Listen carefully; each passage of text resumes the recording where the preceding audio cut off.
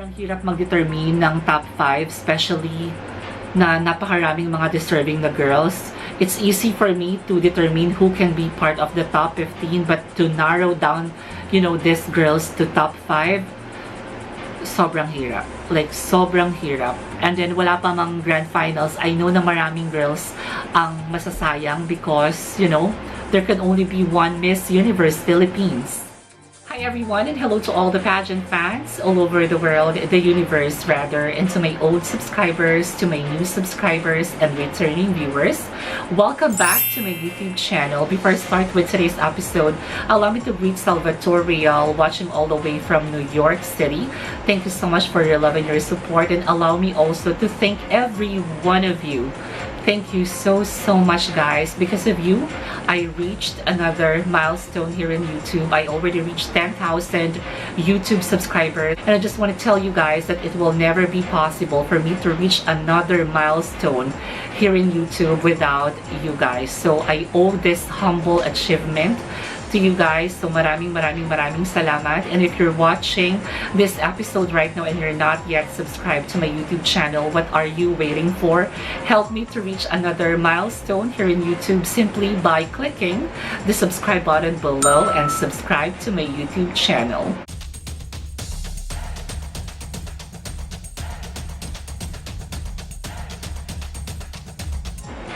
So the 3 parts of the preliminary competition just ended, and early this week, I shared with you guys my possible top 15 and top 5 prior to this year's preliminary competition. But in today's episode, I'll be sharing with you guys who are my top 15 official candidates and who are my top 5 in this year's edition of Miss Universe Philippines 2021. And my top 15 were actually divided into 3 groups. First group will be the best of the best performance. Second group will be the dark horse, and the third group will be the underdogs. Let's start this episode now. Let's start with the best of the best performance. Let's start with Cavite. Cavite's performance during the preliminary competition was really impeccable, plus the fact that she really performed so well during the swimsuit and evening gown round competition. If I'm going to combine all her scores, for me, Cavite can definitely secure a placement or even win a crown. Next is Laguna. Although her preliminary interview was too shaky for me, what I like about Miss Laguna is that she was able to bounce back because she really performed good during the swimsuit and evening gown round competition. So I am certain that Miss Laguna can actually be part of the official top 15. Next is Taguig. Taguig's overall performance during the swimsuit and evening gown round was okay. It's not that remarkable for me compared to other delegates who competed in swimsuit and evening gown round of the competition, but I am certain, I am confident that Miss Taguig can be part of the top 15 semi-finalists because she really did perform good during the preliminary interview challenge. Next is Aklan. She made it before as part of the semi-finalists in Miss Universe Philippines 2020, and I'm sure that she can also make it this time. Given the fact that she really performed really well during the preliminary interview competition, I saw her pasarela, I saw how she managed to display elegance during the evening gown round competition. I am certain that Miss Aklan will surely be part of the top 15 in this year's edition of Miss Universe Philippines. Next is Cebu City.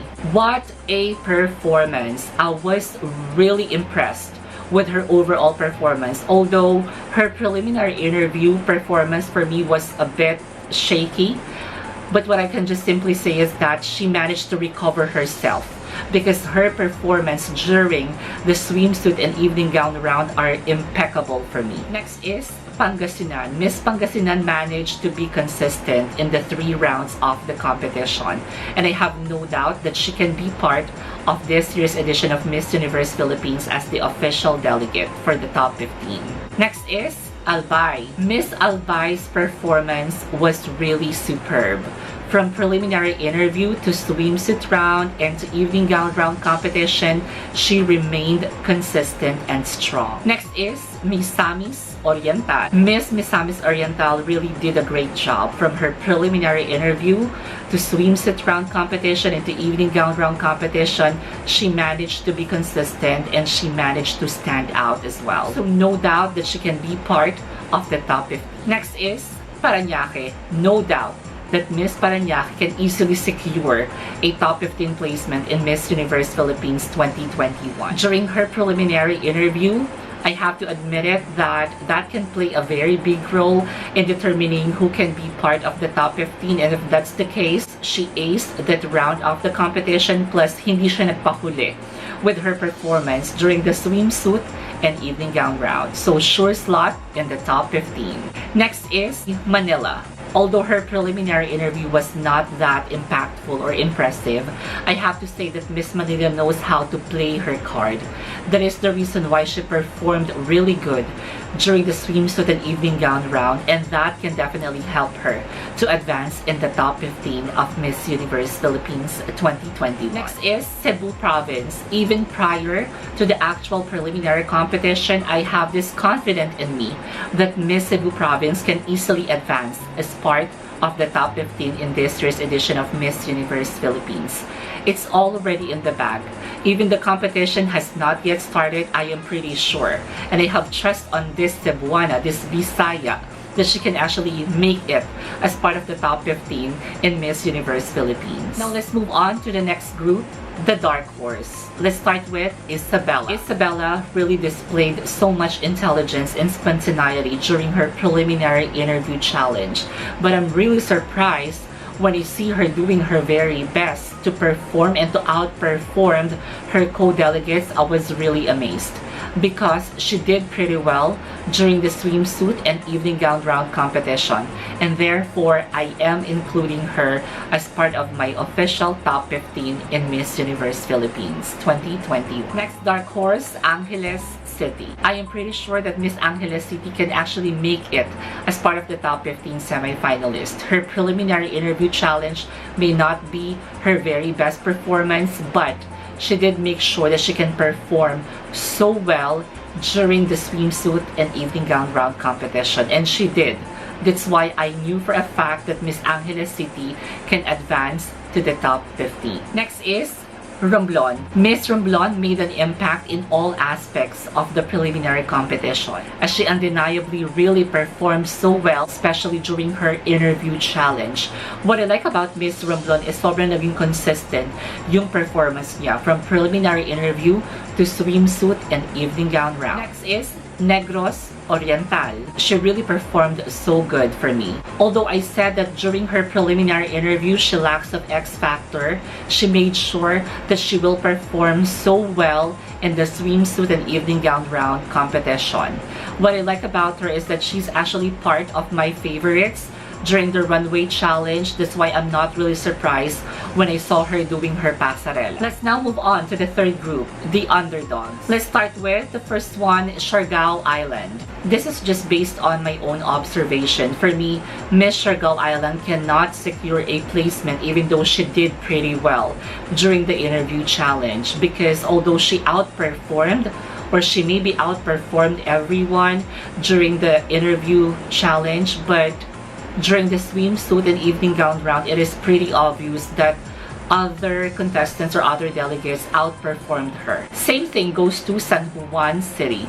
Although San Juan City really displayed intelligence, she really expressed herself well, the most effective way that she can. She's very spontaneous. However, let's be honest and let's be realistic na mas marami pang mas magagaling ang swimsuit and evening gown round performance kay Miss San Juan City. That will not help her to secure a placement in the top 15. But if these two delegates will be part of the top 15 semi-finalists, that only means to say that they really got a high score during the preliminary interview competition. Next Underdog, Masbate. Miss Masbate can easily be part of the top 15 or the top 16 because of the fan vote. And to be fair with Miss Masbate, she did pretty well during the swimsuit and evening gown round. Sobrang ganda at laki na ng improvement niya doing her passerella. So I'm done sharing with you guys who are my top 15 official candidates in this year's edition of Miss Universe Philippines 2021. Now let me share with you guys who are my top 5 in this year's edition of Miss Universe Philippines. Let's start with Cavite. I am putting Miss Cavite as part of my top 5 because during her preliminary interview, she displayed so much class, so much intelligence, and she's very spontaneous. Second reason is that she knows how to play the game. She knows when to peak. She knows where should she level up her performance, and that happened during the swimsuit round and evening gown round competition. Next on my list, Miss Samis Oriental. This European type of beauty has the potential to easily snatch a crown or win a runner-up placement as long as she will continue to be consistent with her overall performance. She has the body, she has the beauty, she has the brain. She got it all. And I will not be surprised if ever she can be part of this year's official top 5 in Miss Universe Philippines 2021. Next is Cebu City. She may not be at her very best during the preliminary interview, but then again, her swimsuit and evening gown round competition can definitely secure a placement for her. During her swimsuit and evening gown round competition, she displayed an excellent performance. Next is Pangasinan. My heart is really battling if I'm going to choose Pangasinan or Miss Taguig City. The reason why I chose Miss Pangasinan as part of my top 5 in this year's edition of Miss Universe Philippines is because for me, she aced the 2 rounds of the competition. The swimsuit and evening gown round, she performed so well than Miss Taguig City. The last in my top 5 and my winner is Cebu Province. Miss Cebu Province really displayed elegance during her evening gown round competition. Although her gown is not really appealing in my eyes, but Miss Cebu Province managed to prove to me that it's not about the gown. It's how the representative carried the gown that she's wearing. Like what I said, her gown is not really appealing in my eyes, but when I see her, I pay attention not to the gown anymore, but I pay attention to her overall performance. Let's talk about her swimsuit competition. I love that flying kiss during her walk. It's like seeing her competing already in Miss Universe stage. I'm just so satisfied with her overall performance during the swimsuit round competition because it's not too bouncy, it's just right for Miss Universe. Her preliminary interview performance may not be as excellent as the performance of Miss Misamis Oriental, Miss Pangasinan, or Miss Cavite, but she was able to deliver close to their performance during the preliminary interview challenge. I am still choosing Miss Cebu Province as my winner because for me, she is the only candidate who has that X factor, that charisma.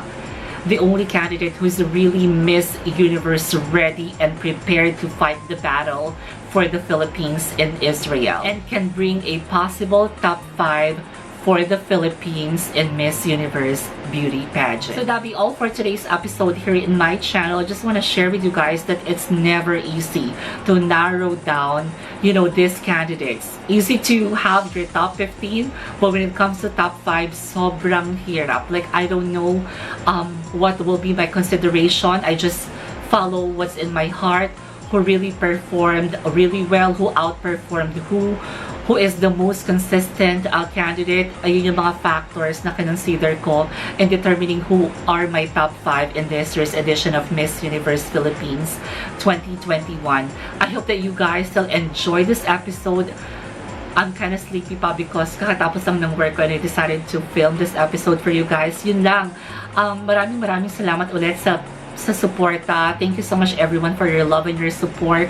Don't forget to stay kind because you can never go wrong with kindness. I love you all.